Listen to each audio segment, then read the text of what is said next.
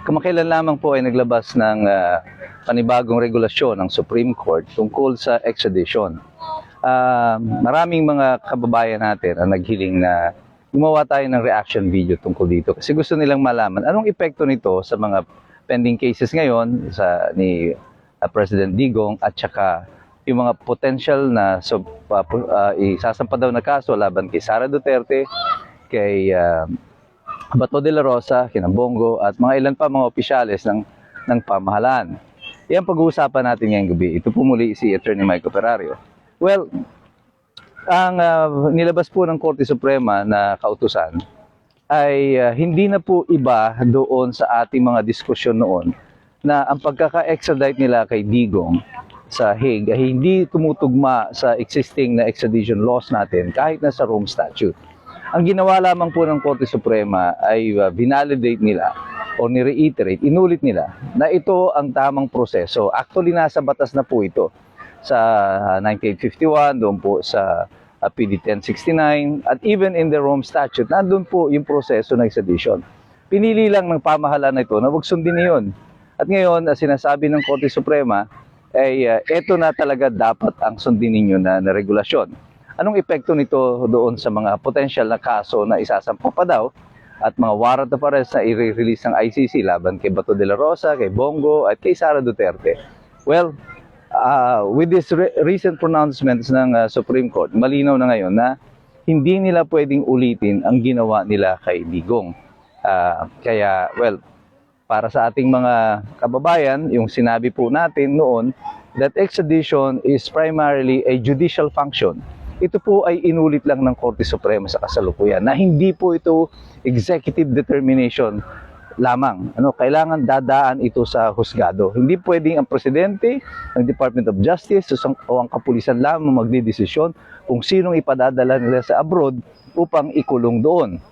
Ito po ay isang magandang development at itinataas ng Supreme Court ang soberenya ng ating bansa at sinasabing kailangan pa rin na malaman o idetermina ng hukuman ng Pilipinas na nagpa-function naman sa kasalukuyan bago po ilipat ang sinumang Pilipino o alisin siya sa kanyang sariling bayan. At ano po ang epekto nito doon sa kaso ni Rodrigo Duterte ngayon na nasa Hague?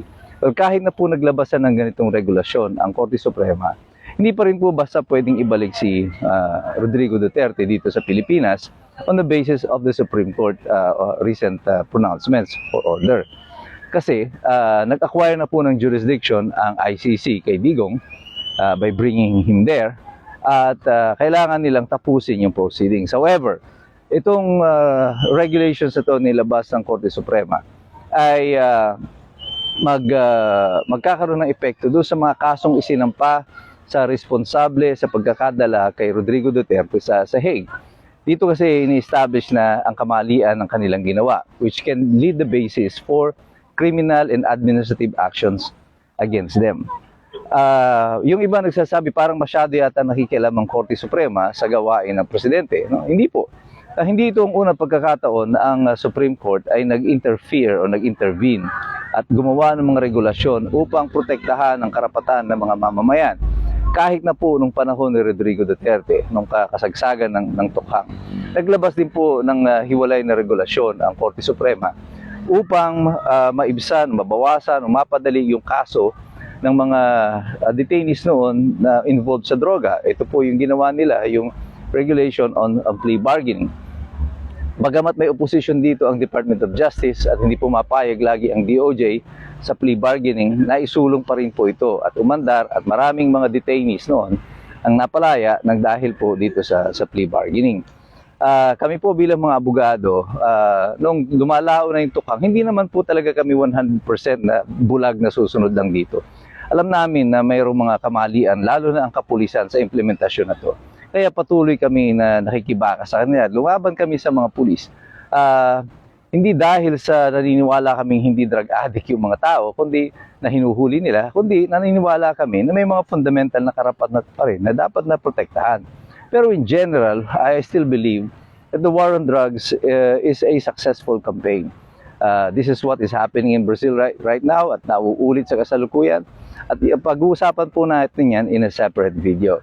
But as of today, ang sinasabi natin, because of the rules on extradition treaty, nilinaw na ng Korte Suprema na kailangan talagang dumaan sa husgado ang sino man na ahensya ng pamahalaan na nais dalhin ang isang Pilipino sa ibang bansa. Although the DOJ would still have to file a petition for extradition at sila pa rin ang mangunguna dito, ang korte pa rin ang magdedetermina kung sino nga o paano nga ba ililipat o papayagan ba na ilipat ang mga Pilipino papunta sa ibang bansa. Marami po pong features ang regulasyon na ito at ito po ay advantageous naman po para doon sa mga Pilipino as it should be at dapat ganoon naman talaga sapagkat ang batas ng Pilipinas dapat ang pinoprotektahan ito ay ang mga Pilipino at hindi ang mga banyaga. At then po sa regulasyon na ito na sinet ng Supreme Court, ang malinaw dito, hindi nila basta-basta pwedeng dalhin si Sara Duterte sa Hague o si Bato de la Rosa o si Bongo o sino pa mang gusto nilang isama na muli dito sa kaso na ito, which is a welcome development para po doon sa mga taga-suporta ng mga senador na ito na binanggit ko at lalo na po kay Sara Duterte. Kaya tayo pong lahat, ang kailangan lang natin gawin, huwag tayong basta mawawala ng pag-asa. There is always hope. There is always a fight in us na pwede pa nating ilabas. Kailangan lang po natin patuloy tayong makilahok, patuloy tayong mag-participate, patuloy tayong mag-aral. Sapagkat mahirap makialam ang taong walang alam. God bless you, God bless us all.